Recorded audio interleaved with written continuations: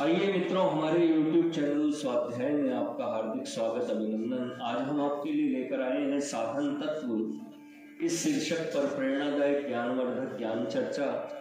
अगर आपने हमारे चैनल को लाइक और सब्सक्राइब नहीं किया है तो आपसे निवेदन है, कृपया चैनल को लाइक और सब्सक्राइब अवश्य करें। परम पुरुषार्थ क्या है, इस बात को चाहे सब लोग न जानते हों, पर इतना तो किसी को समझाना नहीं होगा कि दुखों की आत्यंतिक निवृत्ति और अनंत परमानंद की प्राप्ति तो सभी अज्ञ और विद्वान चाहते हैं। वास्तव में इसी का नाम परम पुरुषार्थ है। इसकी सिद्धि के लिए जगत में अनेक साधन हैं और उन साधनों में बहुत कुछ मतभेद भी देखा जाता है। यहाँ इस विषय का बहुत विस्तार न करके संक्षेप में ही अपने विचार प्रकट करेंगे। कल्याणकामी सज्जन अपने अपने विचारानुसार साधन करते ही हैं और वे सभी वंदनीय हैं। किसी के कुछ काम के होंगे तो आनंद की बात होगी। प्राय ऐसा कहा जाता है कि साधन तेज नहीं होता, अथवा इच्छा रहते हुए भी साधन बिल्कुल ही नहीं बनता। विचार करना चाहिए कि इसका क्या कारण है। मेरी समझ से साधन का रहस्य न समझने के कारण ही ऐसा होता है। यहाँ साधन के 4 प्रकार लिखे जाते हैं। यदि कुछ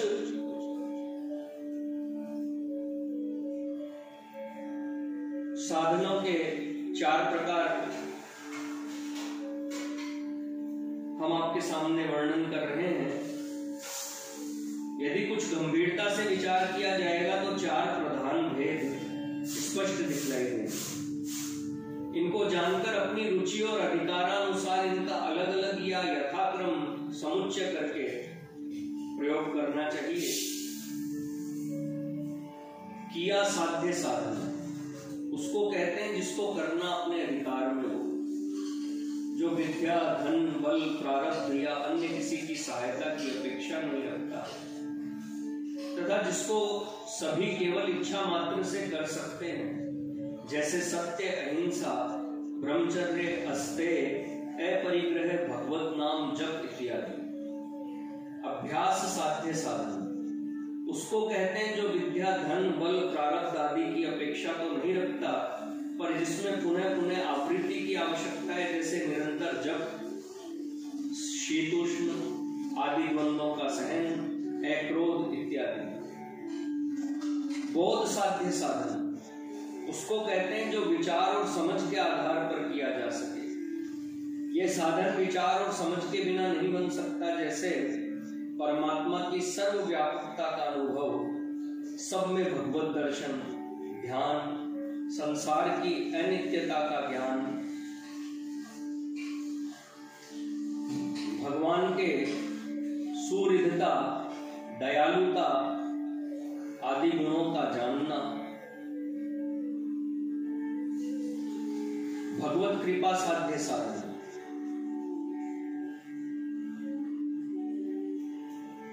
उसको कहते हैं जिसमें साधन की अपनी कुछ भी स्वतंत्रता नहीं रहती। यह साधन अपनी इच्छा मात्र से नहीं बनता, केवल प्रभु कृपा से ही बनता है। यही चरम साधन है। परम पुरुषार्थ प्राप्ति का यही साक्षात साधन है। इसी को श्री नंद नंदन ने इन शब्दों में कहा है, तेषाम सतत युक्ताना भजताम प्रीति पूर्वकम ददामि बुद्धि योगम तम येन माम पयांति ते। उन निरंतर मेरे ध्यान में लगे हुए और प्रेम पूर्वक भजने वाले भक्तों को मैं वह तत्व ज्ञान रूप योग देता हूं कि जिससे वे मेरे को ही प्राप्त होते हैं।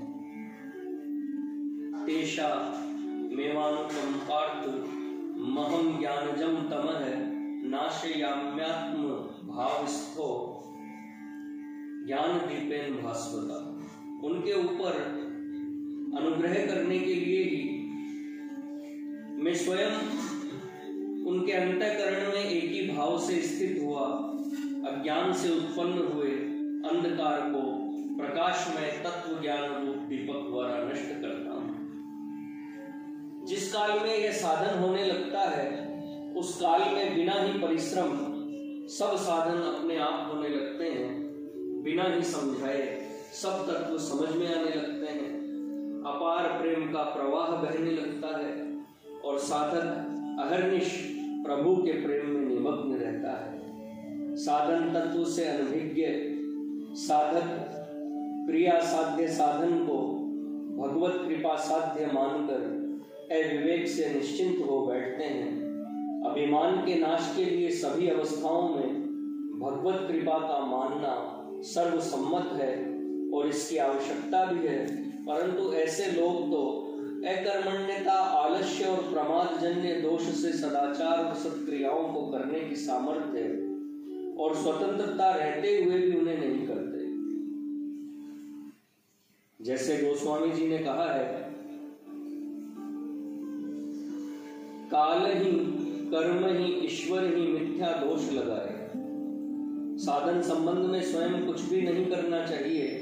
सांसारिक कर्मों में पूर्ण कुशल और उद्योगी रहते हैं, परंतु अपने हितकर कल्याणकारी कामों में प्रभु कृपा का बहाना बतलाकर उदासीनता, असमर्थता प्रकट करते हैं। ऐसे ही लोग सो परत्र दुख पावे ही सिर धुनी धुनी पछताए।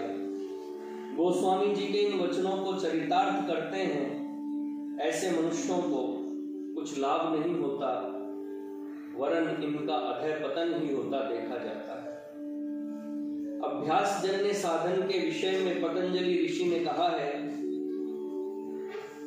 सैतु दीर्घ काल निरंतर सत्कारा सेवितो दृढ़ भूमि। ये साधन दीर्घ काल निरंतर और सत्कार पूर्वक करने पर दृढ़ होता है। जल्दी ही सिद्धि पाने की उमंग में जो साधक यह साधन करता है, वह आगे चलकर अपने मन इच्छित समय में यथार्थ लाभ न देखकर हताश हो जाता है। एक मंद बुद्धि मनुष्य ने किसी के खेत में गेहूं से लदे हुए पौधों को देखकर अपने खेत में भी वैसे ही गेहूं पैदा करने के लालच से उससे पूछा कि भैया, मेरे खेत में गेहूं कैसे हो सकते हैं?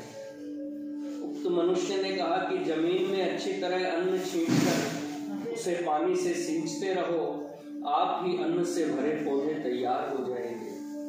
उससे अपने खेत में अन्न छींट दिया और जल भी सींच दिया, पर मंद बुद्धिवश उचित समय की बाट न देखकर एक ही 2 दिनों के बाद खेत में गेहूं के वैसे पौधे न देखकर हताश हो गया और जल सिंचना बंद कर दिया तथा पश्चाताप करता रहा। इसी प्रकार शीघ्रता से फल चाहने वाले लोग अभ्यास जन्य साधन नहीं कर पाते। क्रिया साध्य साधन और अभ्यास साध्य साधन होने पर भी कभी कभी साधक के हृदय में समत्व और उदार भाव प्रकट नहीं होते। इसका कारण है बोध साध्य साधन का अभाव। यह साधन विचार से प्राप्त होता है, चाहे वह विचार किसी के समझाने से या शास्त्रों के गंभीर विचार से उदय हो। इस प्रकार जब बोध साध्य साधन होने लगता है, तब किसी पक्ष विशेष का आग्रह नहीं रहता। वह साधक भगवत तत्व में हर समय सावधान रहता है। प्रभु कृपा साध्य साधन प्रभु की अनन्य शरण को ही कहते हैं, परंतु आजकल इसके चाहे जैसे मनमाने अर्थ लगाए जाते हैं। अन्याय दुराचार करते हुए भी लोग अपने को प्रभु शरण कहते रहते हैं और प्रभु आज्ञा का किंचित मात्र भी पालन नहीं करते। इन्हीं सब कपट व्यवहारों के कारण वे लोग प्रभु कृपा से वंचित रहते हैं।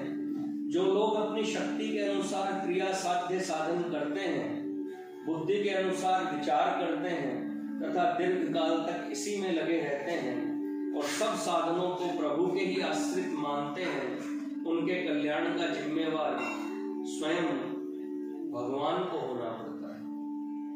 मित्रों, यह थी साधन तत्व इस शीर्षक पर प्रेरणादायक ज्ञानवर्धक ज्ञान चर्चा।